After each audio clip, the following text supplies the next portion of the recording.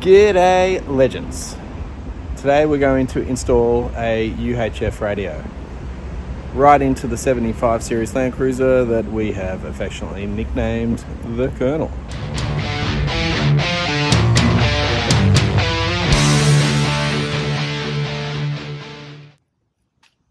The radio of choice will be the GME XRS Connect 4-wheel drive pack, the 370 C4P. So why did I go this radio? One thing, really, it's Australian made. I think in this time it's pretty important to support the Australian companies, so that was really my basic choice. A couple of good things about it is it comes with all the awesome tech that everyone's seen that these things can do. 5-year warranty. That's pretty much it. So we'll chuck it in. I've already nutted out kind of the way I want to do it, and I'll take you on that journey.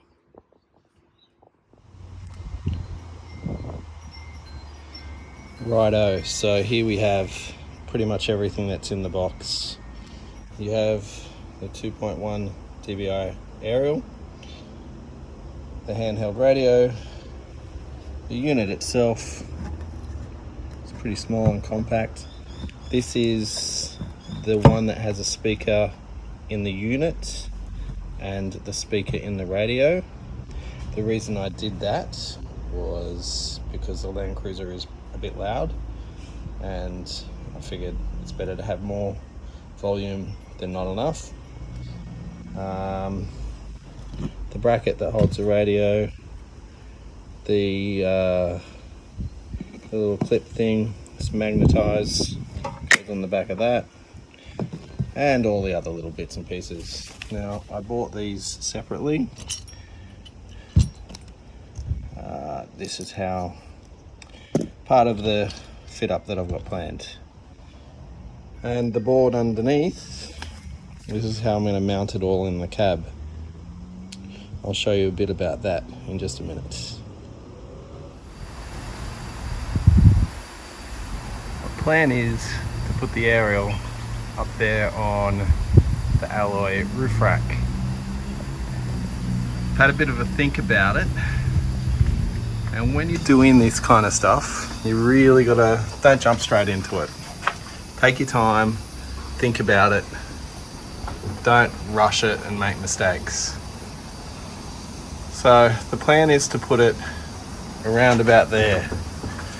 At this point in time, I don't have any plans of pointing a light bar up there, but you never know, things may change.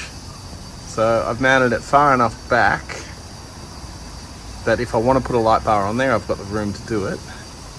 But also, when it folds backwards, it doesn't hit the rooftop tent. Plan is to run the cable underneath the bar, down the back, through a grommet that's down here, in through the cabin.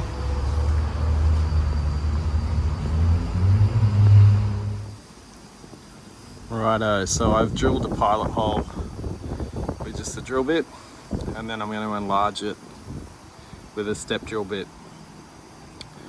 Now my location, if I get too close to this bar here, I won't be able to get the nut on, and vice versa with this bar here. So it's kind of out there in no man's land.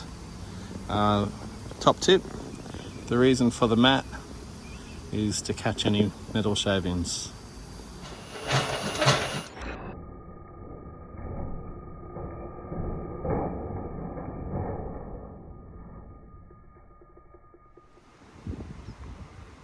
Righto, so we have the antenna mount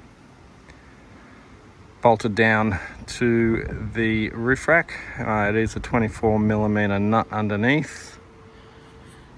We'll come to putting the aerial in.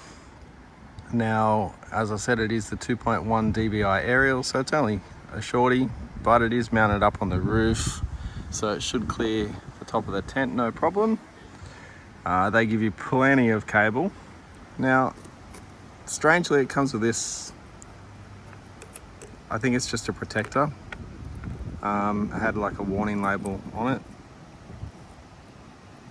It doesn't fit under here, so I can only assume it's only made of plastic. I can only assume it's garbage. Couldn't really find any information on it, so I'm just going to chuck it in the bin anyway and use the big nut and the spring washer underneath and feed it the way they say.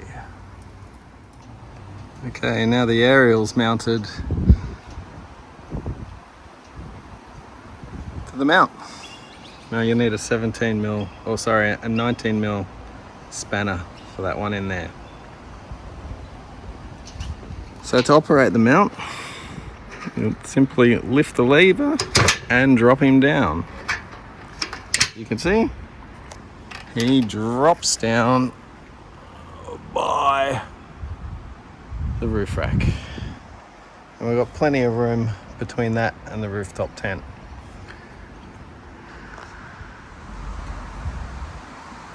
The aerial extended,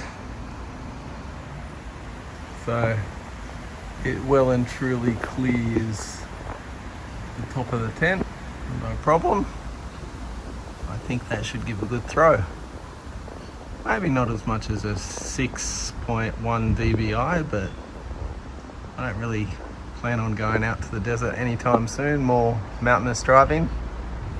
But if we do a desert, we'll get the bigger one as well. I'd just like to say I'm not sponsored by GME. Love to be, but I'm not. They did have a competition and they were giving one of these away. I figured I'd up my chances and offer to send some nudes. They politely declined. They said, no, we don't need those nudes. So I paid for it with my own money. But I'm still going to be pretty damn happy with it. I'm not saying that I don't want to be sponsored, hint hint, but not this time. Okay. So now we have the carpeted board and its intended use. We'll use this to mount radio receiver on it. The hole will be to put the cable and another hole there. It will go behind the seats, mounted up against the rear wall. Let's see how she looks. Here you can kind of see, we'll start to see how this is going to look inside the cabin. It'll all become clear once it's in. Righto, so now you can kind of see it starting to take place. There is the carpeted panel behind the seats with a unit mounted to the panel directly behind the center console. Speaker facing out. This cable here that runs back through the back of the panel underneath the center console, and the idea is to run it up the back of here, pop it out of that hole, and then into the back of this. The idea is, say if we have this mounted here and we're not using it, we're parking the car up and we don't really want people to see it, we can take it off, we can unplug it out of the socket, and then we can store it in the console, hidden away.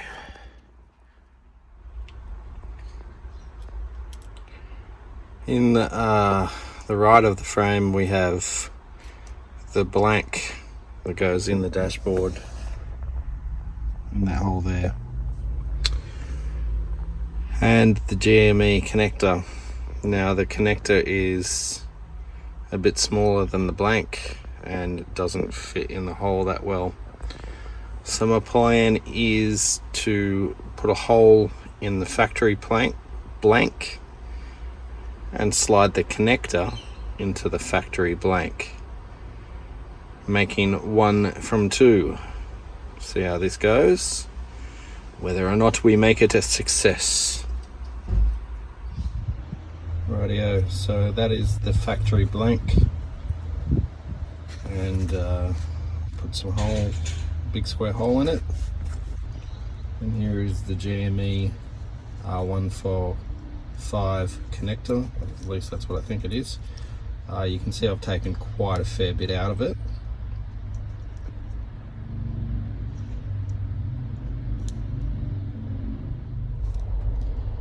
Now I've joined the two together, so it's pretty tight, the gap. Pretty hard to get it absolutely perfect. The plan is to put some glue in there, put it in a clamp, and seal it up, so make it permanent. Yeah, it's very important, for me anyway, when you do this kind of stuff, to try and make it look as factory as possible. You know, that would be the way that Toyota would do it. That's kind of the mantra that I live by. I like everything to be very clean and tidy and just look like it's just meant to be there. So I always take the extra time, make sure I do it right. It takes a lot longer to do things, but I'm always happy with the end result.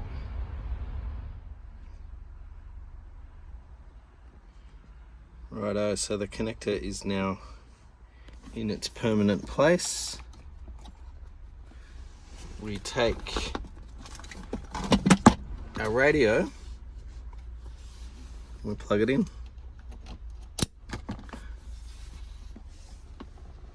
Now I have to find a place to mount the radio. My initial thought was to put it up here, but it's proving a little bit more complicated due to the shape and the way that's kind of slopes down.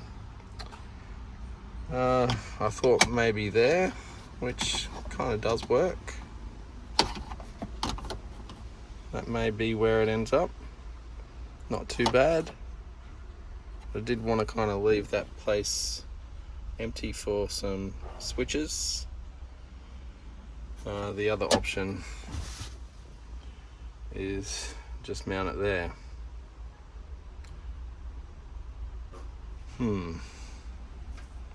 Some thinking to do. Righto, so the last little bit of this install I have to do now is connect power. Here you can clearly see, without the center console in the way, the control box mounted to that carpeted wall that we made. Below it I've put a little fuse box, or a fuse block, that has switched 12 volt. Now all I have to do is run the power down to the fuse block. When we turn the car on, we automatically have power.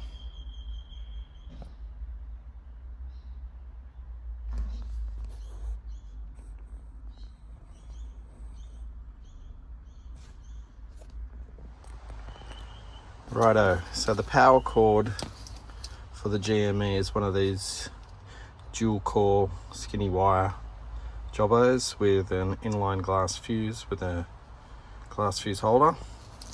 It's a bit messy, but I guess it does the job. I wanted to get away from that, hence why I put that fuse block on the back wall, which you can now see why it has a use. So the power comes out of the fuse block into the unit. I've separated the negative and it runs off behind the wall and just goes to a factory bolt onto the chassis. That fuse block is also used to power other things that I have going in the car. I've got a rear view mirror, the dash gauges, and a few other bits and pieces. It's all switched 12 volt. So now all there is to do now is to replace the center console, switch it on, and have a bit of a play. Righto guys, so here it is all installed. if you listen, you can hear people chatting away on it.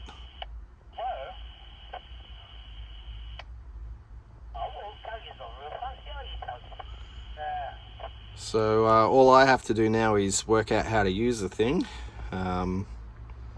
Let's give it a go. Radio check, radio check. Can anybody hear me?